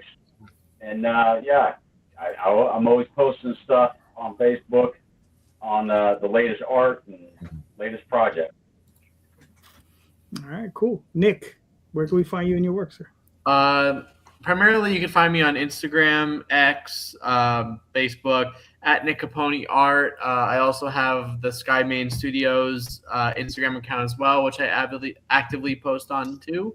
And yeah, that's where you can find all my Kickstarters and all the upcoming projects I'm working on. All right, cool. Sean? So Recon on the Wild One is on Kickstarter until Friday night at 8 p.m. Eastern. Definitely find me there. Of course, everywhere else, Facebook, X, Blue Sky, Reddit, all those. I am Sean Wood _writer. I'm up for talking about my comics, just comics in general, or whatever you want to talk about.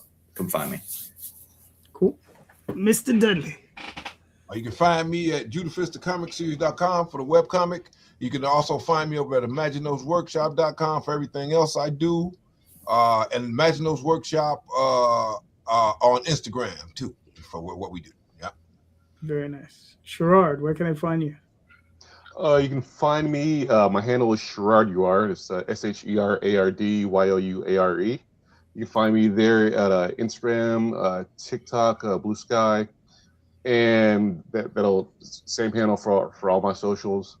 And you can go to my Instagram bios for further links to Darby, to my new series Balls Deep, and also to Kickstarters and to the merch.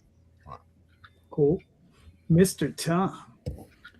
BigDogInc.com gets you the books that you need. We've got 16 days left on the current campaign.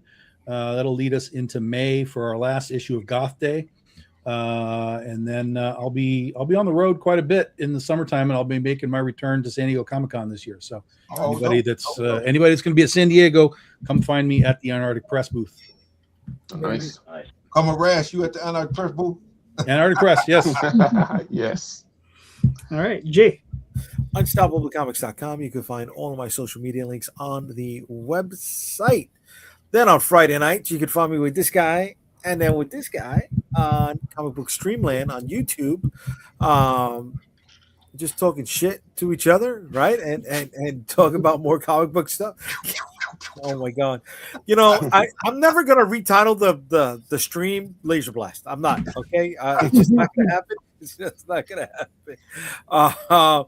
But yeah, that's been it became a callback, and now it's just a running joke, and now it's just taking on life of its own, huh? It's taking on a life of its own, man. So yeah, if you want to see it continue to grow, check us out Friday nights, Comic Book Streamland on YouTube, where we're just busting each other's balls, right? You're a fly on the wall at BarCon. That's what we're talking about, right? So yeah, that's where we're at. And then Sundays here with this guy. Yes. All right, so real quick, I'm gonna pop this up. This is a friend of the show's. This is Carlos's campaign currently running, Carlos Rafael. Oh, this is Pandora's Army. Another 27 days. You know, he's been out of the game for a little bit, so you know, I just want to show him a little bit of love. You know, go support Pandora's Army. It's like, I know it's a kid's book, and it looks like a lot of fun, so go check it out. It's currently on Kickstarter, all right? So go check that. But out. is he indie? Nice. Yes, I think so. And then real quick, another one. This is Rod Espinosa's book. It's up in pre-launch, so you can sign up for it. This is for Adventure Finders. There's a 5-issue limited. This is 5 issues of his long-running webcomic. So the first 5 issues put together in a trade paperback, so you'll be able to check that out as a whole. So you can sign up for that now. So there you go. All right, and I'm JD Calderon. You can find me on Facebook, Instagram, Twitter, all those places. Sunday nights here, Friday nights with that goofball. And yes, and just remember, everybody, check out the show notes. In the show notes are the links to all of these creators' campaigns. Please click on those links, buy those books, because these books are awesome books. These are all impassioned creators. They all want to be, you know, they all want you to be entertained. Right? That's what we're here for, right? We want to entertain the fans. So please go check out those books, buy those books, and remember, read more indie comics, especially ours. Have a good night, everyone. Thank you. Bye. Thank you. Bye.